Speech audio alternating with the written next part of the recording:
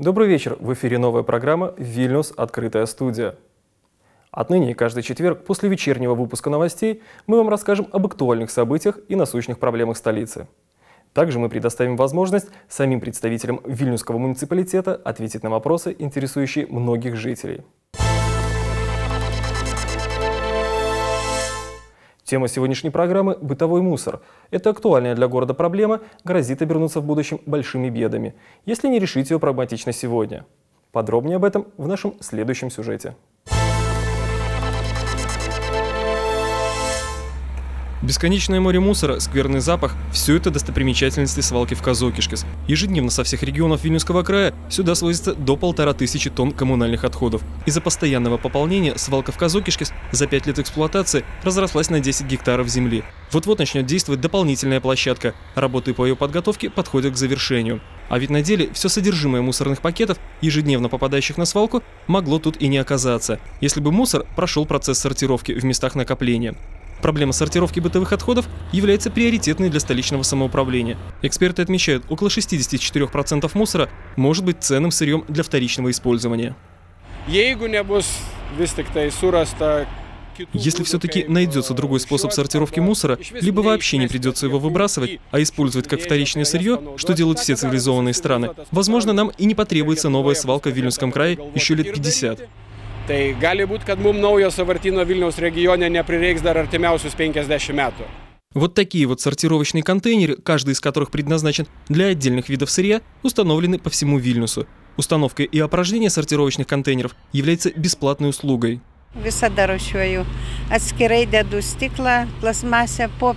Всегда сортирую, отдельно складываю пластмассу, стекло, бумагу. Я считаю, капля по капле камень точит. Пускай и моя капля пойдет на дело экологии.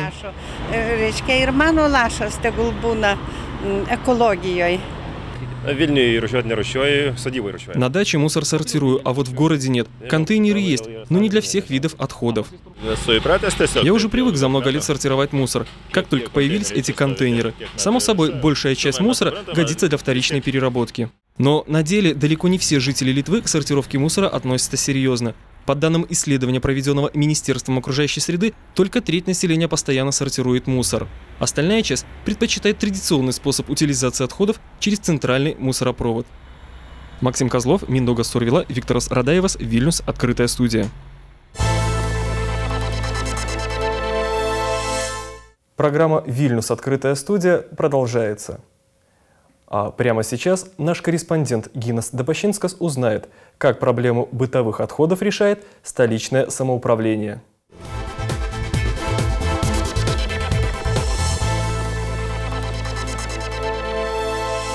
Sveiki, šiandien su mumis Vilniaus vicemeras Jonas Pinskus. Sveiki, ponia Jonai. Labas vakaras. Atliekos, jų rūšiavimo ir utilizavimo klausimai iš tikrųjų yra vieni aktualiausių mieste. Ypač dabar, kai didžiulis dėmesys yra skiriamas ekologijai. Kokios pagrindinės problemos, kaip jas galima būtų išskirti šioje srityje? Iš tiesų, atliekų tvarkymas yra problema ne tik tai Vilniaus mieste. Atliekų tvarkymas tai yra problema visos Respublikos mastu. Ir pagal ES direktyvą Lietuva privalo iki 2013 metų sausio 1 dienos sumažinti bioskaidžių atliekų patekimų srautą į sąvartyną iki 50%. Ir tam buvo išskirta aplinkos ministerijos ES pinigų 450 milijonų, kurie buvo paskirstyti tarp 10 regionų atliekų tvarkymo centrų Lietuvoje. Užsipildo sąvartynai kokiu greičiu? Sąvartynai užsipildo 5 kartus greičiau, negu buvo planuojama. Iš tiesų. Ir dabar mūsų regione, kadangi tai yra regioniai atliekų tvarkymo centrai, be Vilniaus miesto savivaldybės įeina iš viso 8 savivaldybės. Ir pirma sekcija, kuri suplanuota iš 6, buvo pasakyta pirma, užsipildys iki rugsėjo-gruodžio mėnesio. Tai dabar yra įrenginėjama ir rugsėjo-spalio mėnesį bus pabaigta antra sekcija. Ir po naujų metų, manau, jau pradės pildytis antra sekcija. Manau, kad 14 metų birželio mėnesį, pagal veiksmų planą, rūšiavimo fabrikas mūsų regionui, tai yra ne tik tai Vilniaus miestų, bet ir kitų likusių savivaldybių, jis bus pastatytas.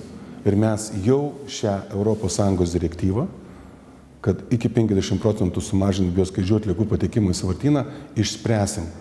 Nes be rūšiavimo fabriko tos problemos vien tik tai pirminio rūšiavimo metu, tai yra konteinerių pagalba, išspręsti neįmanoma.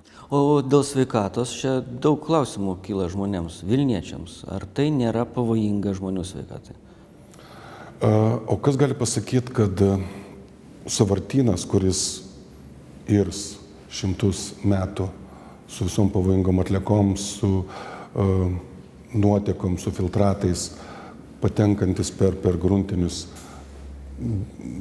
man atrodo, kad gali būti ekologinė prasme netgi pavojingesnis negu rūšiavimo fabrikas, o po to deginimo gamykla. O kaip sudėlioti, žinote, kartais tie dalykai padeda pliusiukus ir minusiukus. Na, tarkim, kokie privalumai ir kokie trūkumai tokios gamyklos arba tradicinių sąvartynų? Privalumas yra tas. Rūšiavimo gamykla yra pirma.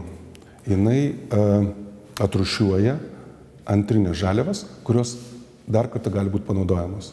Tai tiek petas, tiek popierius, tiek stiklas, tiek metalas. Jis nepatenka į sąvartyną, jis neįra ten, nes neaišku, kiek, dabar dar negali pasakyti, per kiek metų gali suirti petas arba plastikas, ar ne? Ar tai 100, ar tai 150 metų. Tai vienas momentas. Antras momentas, į sąvartyną po rūšiavimo fabriko patenka tik tai keramika ir smėlis. Reiškia, mes nebeužpildom sąvartynų tokiais greičiais ir nereikia mums milijonų išleisti sekančių sekcijų statybai. Tai ir ekonominė prasme yra naudingiau. O po 5 metų mes garantuojam, kad į šitą mūsų energetinį centrą važiuos ekskursijos iš visos Europos ar pasaulio ir sakys, va, žiūrėkit, kaip mes čia gražiai susitvarkėm. Kaip tvarkom dumblą, kaip tvarkom atliekas, kaip jas gerai panaudojam ir kaip mes šildomės tom atliekom. Ar tiesa, kad šilumos kainos sumažės įdiegus štai tokią technologiją Vilniaus mieste? Visada pakeičiant kuro rūšį į pigesnę, nes yra kuro kaina yra pagrindinė dedamoji šilumos kainos skaičiavime. Ir jeigu kuras yra pigesnis, atitinkamai ir šilumos ir elektros kaina pagaminti yra pigesnė. Šiuo atveju aš manau, kad taip. Dėkui Jums už pokalbį.